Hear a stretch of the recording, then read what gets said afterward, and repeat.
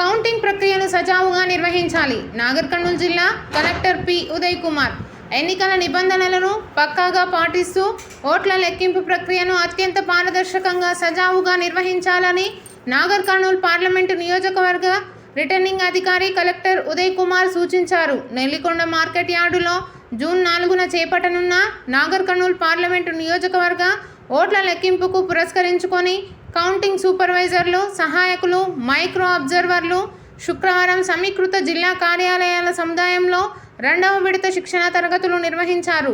Counting నిర్వహణ సందర్భంగా పాటించాల్సిన నిబంధనలు, అనుసరించాల్సిన పద్ధతులపై అవగాహన కల్పించారు. ఈవీఎంల ఓట్ల లెక్కింపు ఎలా చేయాలి, పోస్టల్ బ్యాలెట్ ఓట్ల లెక్కింపును ఎలా చేపట్టాలి అనే అంశాలపై సంబంధిత అధికారులు, సిబ్బందికి వేర్వేరుగా శిక్షణ అందించారు. It's only the counting which is remaining, so I'm sure ఇది అంత కాంప్లికేటెడ్ కూడా కాదు. సో ఆల్రెడీ మీకు బ్రీఫ్గా ఇన్స్ట్రక్షన్స్ ఇవన్నీ కూడా చెప్పినట్టున్నారు. So there are 2-3 things that I wanted to just highlight. Very first thing is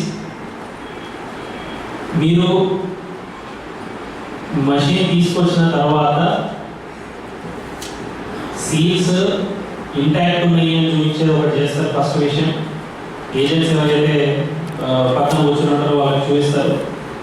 దాని తర్వాత టోటల్ నెంబర్ బటన్ ప్రెస్ చేస్తారు. టోటల్ నెంబర్ బటన్ ప్రెస్ చేసిన తర్వాత 17Cలో ఉన్న నంబరు ఈ నంబరు మ్యాచ్ అయ్యింది అంటే it goes for counting. 17C and ఇందులో నంబర్ మ్యాచ్ కాలేదు అని అంటే మాత్రం ఆ విషయం యూ షుడ్ ఇన్ఫార్మ్. ప్రతి రోకి ఒక ఇన్ఛార్జ్ ఆఫీసర్ ఒకళ్ళు పెడతాము, ప్లీజ్ ఇన్ఫార్మ్ దెమ్. అది టోటల్ నెంబర్ మ్యాచ్ కాకపోయినా కంటిన్యూ చేసి కౌంటింగ్ మాత్రం చేయొద్దు. ఇది స్ట్రిక్ట్ నోను. ఇట్లాంటిది ఏమైనా ఉన్నది అంటే please inform us. Senior officer ఎవరైతే కూర్చుంటారో ఆయనకి ఇన్ఫార్మ్ చేస్తే ఆయన నాతో డిస్కస్ చేసి దాన్ని ఏం చేయాలి అని మీకు చెప్తారు. దాన్ని బట్టి యూ కెన్ ప్రొసీడ్. బట్ అది నోటీస్లోకి తీసుకురాకుండా మాత్రం క్లోజ్ చేయవద్దు, అంటే కౌంటింగ్ చేయవద్దు. ఫస్ట్ విషయం. రెండో విషయము, రిజల్ట్ బటన్ నొక్కిన తర్వాత దాని తర్వాత నెక్స్ట్ చేసేది రిజల్ట్ బటన్ నొక్కుతారు.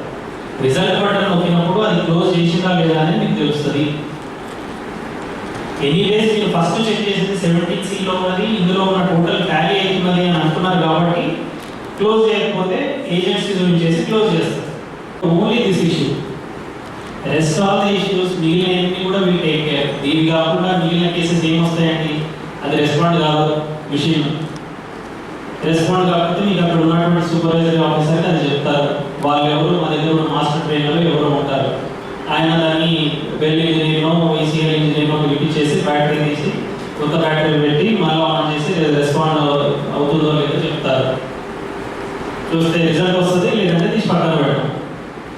ఇవన్నీ మళ్ళీ తర్వాత కావాలంటే దానికి సంబంధించిన డెసిషన్ ఏంటి అనేది as an RO I take a call with an observers concept. So అదంతా ఇక మీకు సంబంధం లేని హెడేక్ అన్నమాట.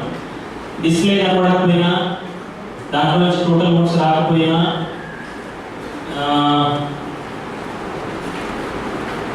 ఇంకెక్కడైనా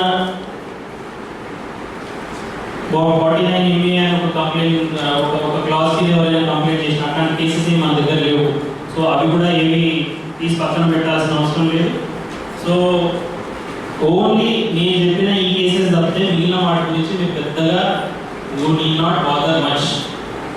డిస్ప్లే కాలేదా, ఏదైనా ఎర్రర్ మెసేజ్ చూపించిందా, you inform to that supervisory officer who is there at the counting table, and you can keep it aside and continue with the counting process. Only not 17C totally match ayitene count cheyali eppudu cheyadu. Ad counting chesinadante matram the person who did that will get immediately suspended, and I will have to explain it to election commission why I allowed that fellow to count it. అర్థమవుతుంది కదా. Election ప్రాసెస్లో ఏదైనా disciplinary action initiate అయితే it takes అట్లీస్ట్ 5 years to go. అది కూడా if it goes. So please be careful. ఏమైనా defects ఈవీఎంలు వచ్చి ఉంటే ఆల్రెడీ మనం కౌంటింగ్ చేసి ఉంటే సీరియల్ నెంబర్ మనం తీసాము. ఈ విధంగా అయిపోయిన తర్వాత ఈవీఎం కౌంటింగ్ అయిపోయింది. తర్వాత డిఫెక్ట్వి ఏమైనా అలో చేసి ఉంటే వీవీప్యాట్లు ప్రింటింగ్ స్లిప్స్ కూడా కౌంట్ చేసాము.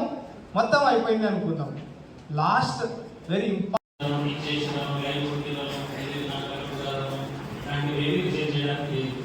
ఓన్లీ కన్ఫ్యూజింగ్ ఉన్నప్పుడు మాత్రమే రిజెక్ట్ చేస్తాము. Other than that allowed marks మాత్రమే రిజెక్ట్ చేస్తాము. దానికి సంబంధించిన ఆల్రెడీ చెప్పుడు అవన్నీ రిజెక్షన్స్ ఏవైతే మీరు పక్కన పెడతారో వాటిని మళ్ళీ వచ్చి అక్కడ ఉన్న ఏఆర్ వచ్చి మళ్ళీ ఒకసారి చెక్ చేస్తారు. చెక్ చేసి ఏది అలౌ చేస్తున్నామో వాటన్నిటి కూడా అలౌ చేస్తారు. అలౌ చేసిన తర్వాత అన్ని పోస్టల్ బ్యాలెట్ క్లియర్, మన వర్క్ మనకు అయిపోయింది. So you can relax. ఇప్పుడు ఏమవుతుంది, నెక్స్ట్ ఏంటంటే ఇచ్చిన 250 ట్యాలీ చేయాలి. ట్యాలీ చేసేసి అక్కడ ఏజెంట్ ఉంటారు, వాళ్ళ సంతకాలు తీసుకోవాలి. సంతకాలు తీసుకొని ఆ రిజల్ట్ షీట్ ప్లస్ ఇవన్నీ ఏఆర్ఓ గారికి హ్యాండ్ ఓవర్ చేయాలి. సీరియల్ నెంబర్ 1కి ఎన్ని వచ్చింది, సీరియల్ నెంబర్ 2, 3, 4, 5, 6, 7, 8, 10, 20, చెల్లనివి ఒక 5.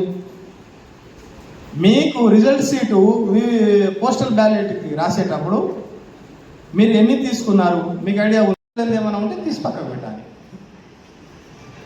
ఇప్పుడు ఏం చేయాలి, విజన్ హోల్ వారీగా 25 బండల్ చేయాలి. 25 లేకపోతే ఏం చేయాలి సార్, లేకపోయినా ఏం చేయదు కానీ